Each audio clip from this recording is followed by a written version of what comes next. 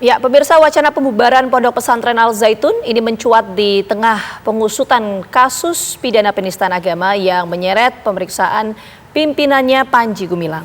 Namun pemerintah menolak ide pembubaran pondok pesantren yang memiliki ribuan santri tersebut.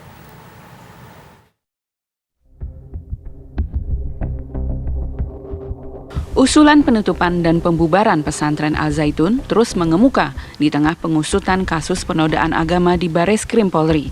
Namun ide pembubaran pesantren Al Zaitun juga memicu polemik soal nasib ribuan santrinya.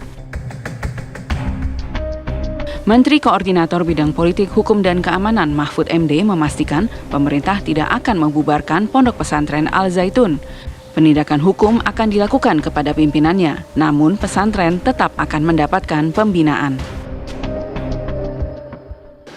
Ada yang mengatakan, Pak, dibubarkan saja Pak itu. Itu berbahaya. Saudara, sampai sekarang pemerintah itu tidak pernah membubarkan pesantren.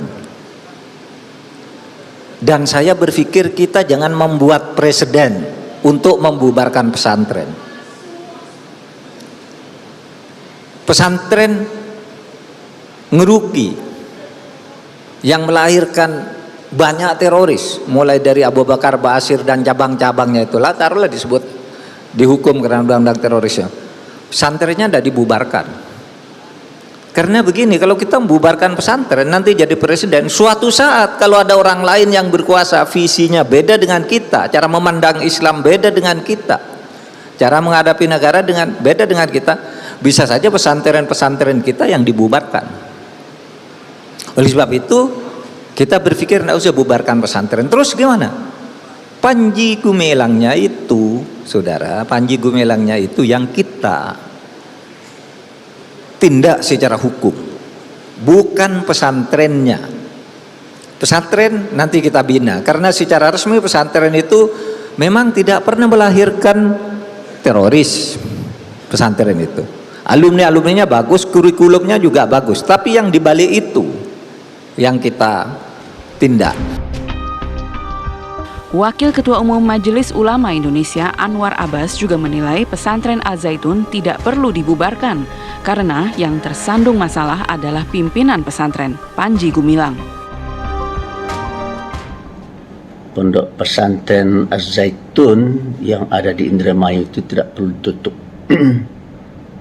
Tetapi yang harus dipersoalkan dan harus diselesaikan secepatnya adalah masalah pelanggaran hukum yang telah dilakukan oleh saudara Panji Gumilang yang juga telah berfungsi sebagai pimpinan Pondok Pesantren Al Zaitun.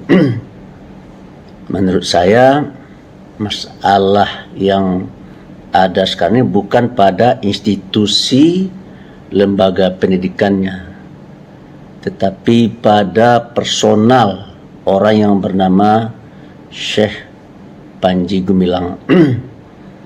Dan mengenai apa masalah yang dia hadapi, saya rasa masyarakat luas sudah tahu dan sudah mengenal, ya, di mana beliau banyak sekali menyampaikan dan melontarkan pernyataan-pernyataan yang sangat kontroversial, yang sangat-sangat menyakiti hati umat Islam. Menurut data Kementerian Agama Jawa Barat periode 2022 hingga 2023, jumlah total peserta didik pesantren Al Zaitun 5.014 santri, yaitu dari Madrasah Ibtidaiyah, Madrasah Sanawiyah, dan Madrasah Aliyah. Tim TV One mengabarkan.